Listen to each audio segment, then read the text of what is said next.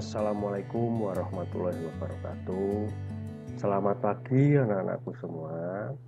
Hari ini kita akan belajar salah satu materi di MPLS, yaitu cara belajar yang efektif. Cara belajar yang efektif yang akan kita pelajari hari ini yaitu menggunakan pendekatan metacognition. Yang mana metacognition adalah memetakan pola pikir kita atau pikiran kita. Ini adalah salah satu contoh akibatnya bila anak-anak kalian seandainya belajar tanpa jadwal dan rencana, atau istilahnya SKS atau sistem kebut semalam. Sistem kebut semalam itu contohnya misalnya kalau anak-anak sekalian mau ada ujian, jadi malam hari sebelum hari ujian itu besoknya ujian belajar sampai capek lama, capek sehingga dengan letih lelah itu justru materi pelajaran yang anak-anakku sekalian pelajari itu bisa jadi tidak tersimpan dengan baik di otak anak-anakku sekalian. Nah, bagaimana caranya agar yang kita pelajari itu bisa terekam dengan baik di otak kita? Kita harus menjadwalkan. Nah, menjadwalkan yang baik dan cara belajar yang efektif dan efisien itu bagaimana? Jadi seberapa penting sebenarnya memiliki sikap dan kebiasaan untuk belajar yang efektif dan efisien. Dan yang pertama yang perlu kita pahami, apa sih belajar yang efektif itu? Nah, belajar yang efektif itu adalah yang pertama, belajar yang kita lakukan itu harus menyenangkan. Berikutnya, terjadwal dengan baik. Juga tidak memakan banyak waktu. Jadi artinya lebih baik anak-anakku sekalian belajar setiap hari hanya 1 jam atau setengah jam atau 30 menit, tapi continue, ya. Artinya continue setiap hari. Jadi tidak dalam artian langsung lama, tapi tidak sering. Nah, atau waktu ada ujian tok aja itu lama baru belajar, itu tidak baik. Terus berikutnya hasil yang maksimal. Mengapa siswa perlu memiliki sikap belajar yang efektif dan efisien? Yang pertama, agar berhasil, yaitu terutama anak-anak sekalian kalau ingin belajar itu kan biar bisa mengerjakan saat ada ujian dengan baik, berarti keberhasilan. Terus berikutnya kesempurnaan, artinya biar nanti hasil itu bisa mutlak sempurna. Kalau misalnya di poin diangkakan itu bisa 100 atau ya minimal salahnya tidak banyak lah. Berikutnya, mengapa kita harus menjadwalkan sistem belajar kita atau juga harus kita atur yang menyenangkan, ya. Karena ini ada teori bahwa dalam bekerja otak kita itu juga dipengaruhi oleh kondisi fisik kita. Artinya apa? Kalau kondisi fisik kita capek, maka otak kita tidak dapat bekerja dengan maksimal. Nah, kalau sudah seperti itu, kalau otak kita tidak bekerja dengan maksimal, maka informasi yang kita terima tidak dapat disimpan dengan baik oleh ingatan kita di otak. Akibatnya apa? Akibatnya informasi yang pernah kita terima tidak dapat kita pergunakan lagi saat kita membutuhkannya. Nah, ini perlu dipahami, ya. Nah, berikutnya, jadi perlu diingat-ingat semuanya anak-anakku sekalian, ingat bahwa belajar dengan sistem kebut semalam itu tidak efektif dan tidak bermanfaat buat kita. Jadi silahkan dijadwal, yang penting continue. Jadi bukan masalah lama atau tidak. Terus apa saja yang harus diperhatikan dalam belajar efektif itu? Ya. Yang pertama, ya, perhatikan dirimu, ya. Anak-anak sekalian harus diperhatikan bagaimana mengelola emosi kita, ya. Kita harus mengelola emosi itu secara positif. Jadi kan ada emosi yang negatif, ada yang emosi yang positif. Perasaan yang tidak tenang, marah itu kan salah satu contoh emosi yang negatif. Setelah emosi kita itu positif ya, rasa senang, terus rasa pokoknya kita itu enjoy dalam belajar itu, dengan kita sudah emosi positif, maka selanjutnya kita bisa meningkatkan kekuatan otak kita nanti, yang akhirnya apa yang kita pelajari itu dapat tersimpan di memori otak kita dengan baik ya. Terus kalau sudah tersimpan dengan baik di kekuatan otak kita, otomatis itu nanti akan berlanjut ke keberhasilan. Jadi apa yang kita mau tadi yang sudah kita pelajari, saat dibutuhkan nah, kita bisa mengakses memori di otak kita itu dengan baik ya. Kalau sudah berhasil, berarti selanjutnya apa? Nah, selanjutnya berarti kehormatan diri.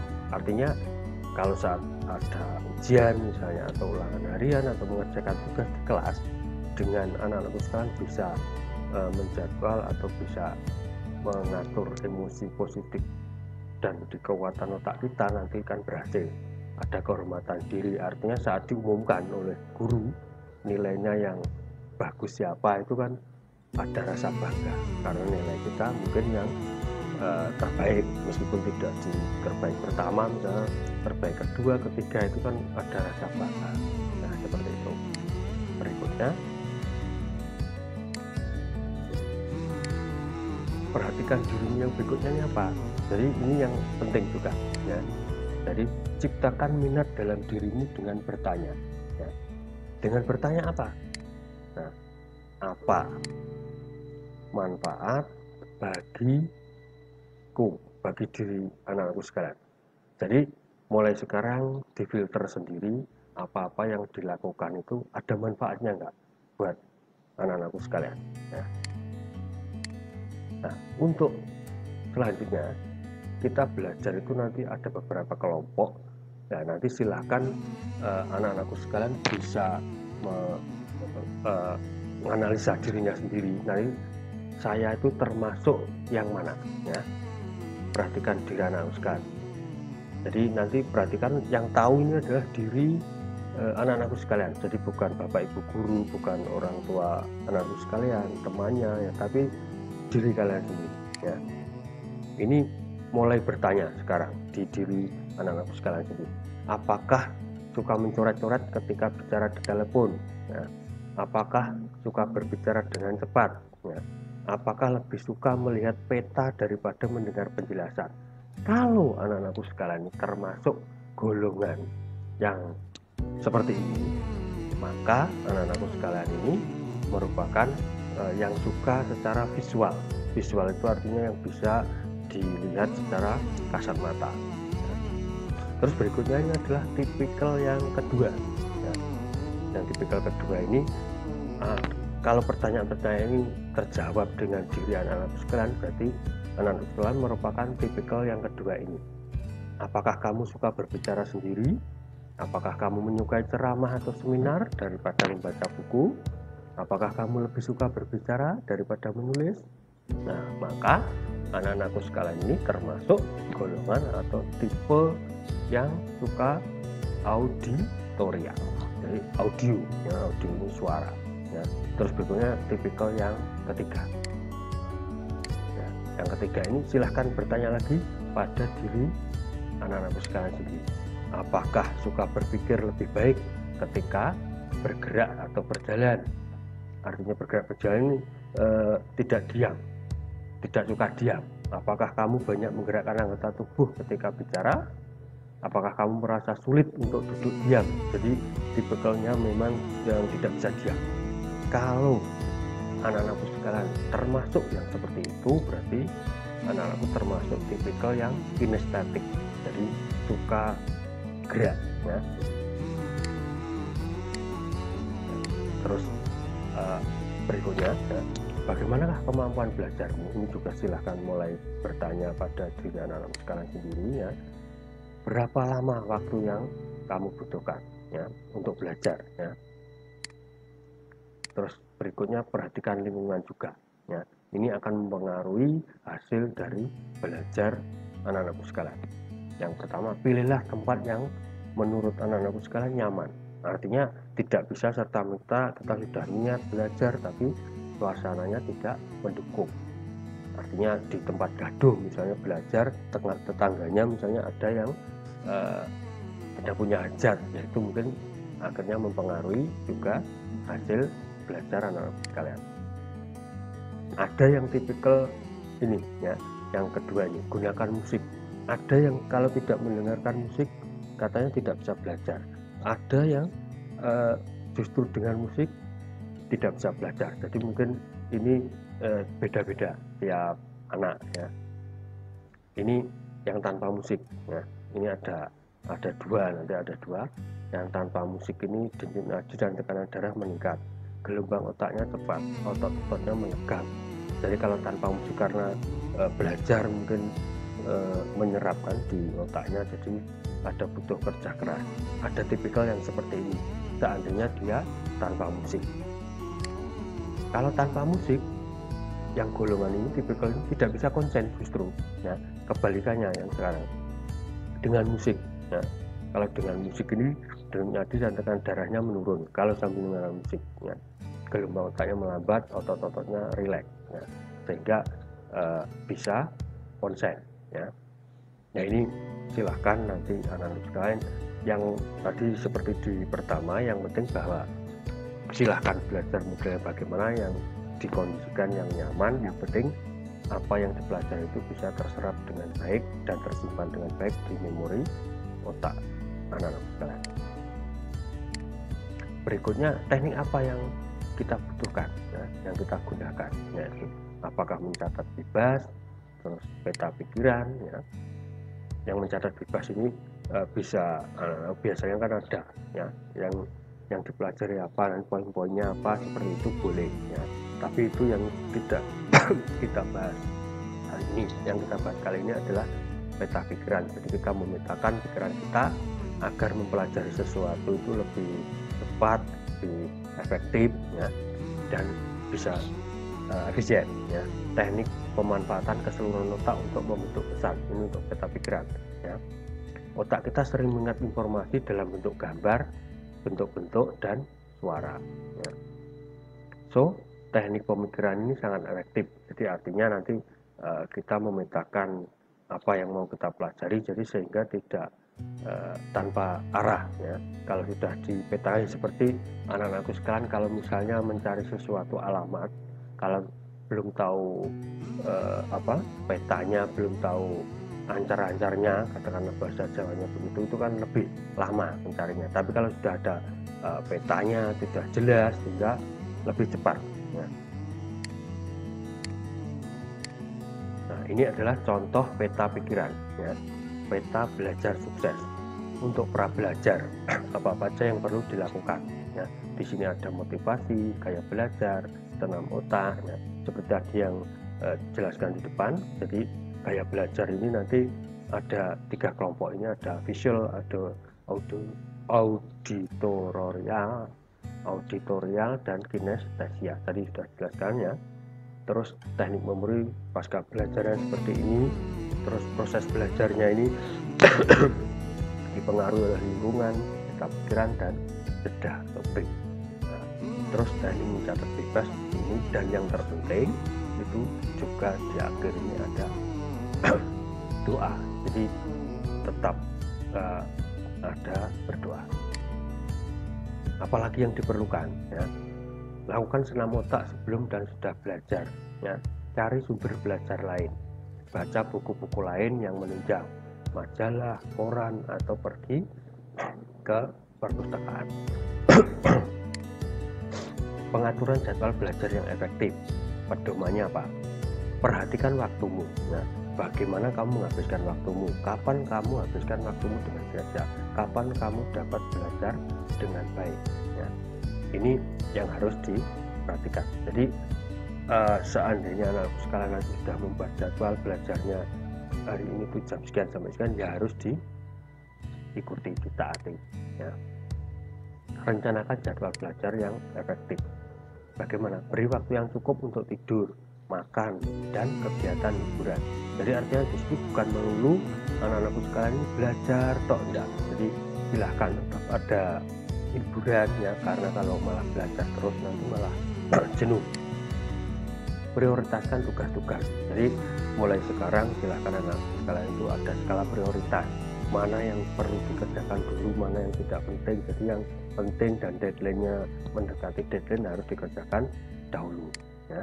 Luangkan waktu untuk diskusi atau mengulang bahan sebelum kelas usai ya, ini kurang ya. Artinya